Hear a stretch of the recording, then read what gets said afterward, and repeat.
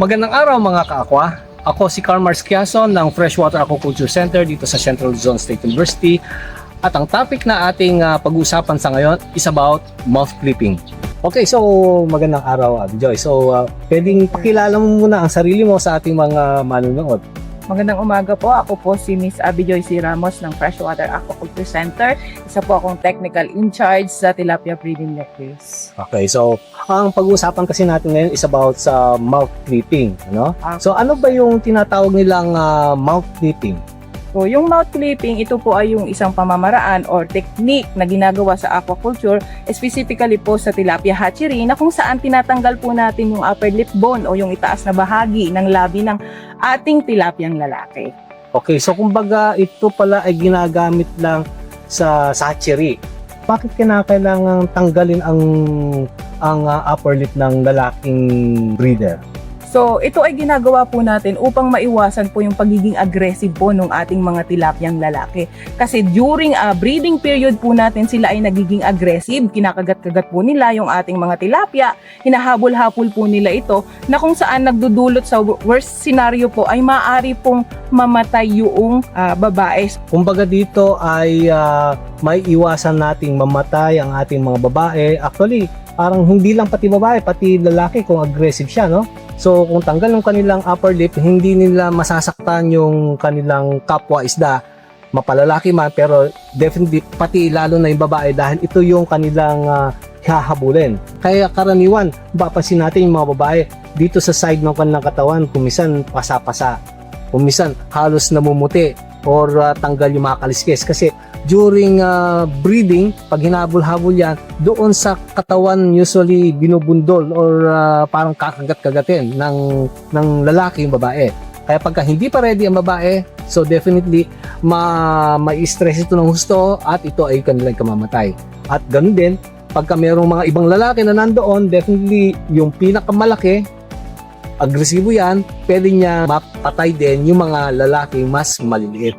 Kasi karaniwan, di ba, pag nagpapares tayo ng breeders, as much as possible, yung size ng lalaki at size ng babae ay magkaparehas. Tama po sir, magkaparehas. Kasi nga po ay kadalasan po kapag mas malaki po yung lalaki kumpara po doon sa babae, si babae nagiging kawawa. May instance kasi talaga kung minsan kahit na gusto natin more or less equal ang size ng breeders, pero in reality, kung minsan talaga mas malalaki yung lalaki. Tama. Yun ang kagandahan ng mouth clipping dahil kahit na malaki itong lalaki at maliit itong babae, hindi niya mapapatay itong babae. Ngayon, usually, kailan ba natin pwedeng tanggalin ang upper lip ng ating mga lalaking breeders? So, nagsisimula po tayong tanggalin yung mga upper lip po nila kapag sila po ay 2 months. So, usually, nasa 50 grammars na po sila or 3 fingers na po. So, nilalagyan po natin ng betadine yung bahagi po ng upper lip na nasugatan. So, hindi naman masakit yun? Masakit po siya. However, hindi naman po ito nakakaapekto sa gana po nilang magpagkain and hindi rin po namamatay yung lalaki kahit po tanggalan po natin sila ng upper lip. Ano bang ginagamit ninyo para tanggalin itong upper lip?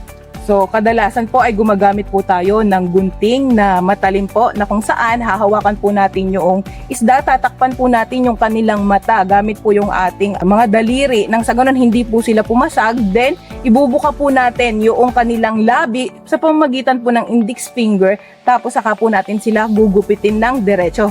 Siguraduhin po natin na wala pong masamang laman. Kasi po ito po yung pagmumulan na kung saan ay aatakihin po sila ng fungus. Open wound po kasi. Yun. So, kumbaga dito, ang mouth clipping, ang tatanggalin lang natin dito yung upper lip niya o yung labi, yung bone. Ngayon, so, napakinggan natin si Ma'am Abby Joy regarding sa mouth clipping, yung importance niya, na kung saan talagang napaka-importante nito dahil kung hindi natin ma-mouth clip ang ating mga breeders, ito ay isang dahilan kung bakit posibleng mamatay ang ating mga babae. So, meron ka bang huling mensahe sa ating mga mag-hatchery operators or ating mga hatchery operators na kasalukuyang merong mga pinapalaki mga breeders regarding sa mouth clipping? So para po sa mga hatchery operators po natin, siguraduhin po natin na ang imamouth clip po natin ay yung mga lalaking tilapia sapagkat kung babae po yung mamamouth clip po natin ay sayang po.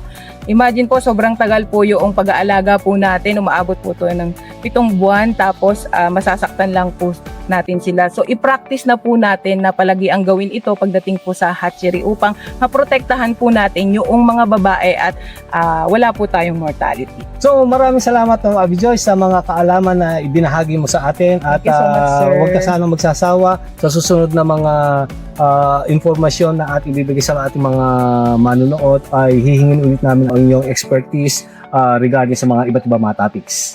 Maraming salamat. Thank you po, sir. Aquafact, kaalaman ay siguradong fact sa pag-aaral.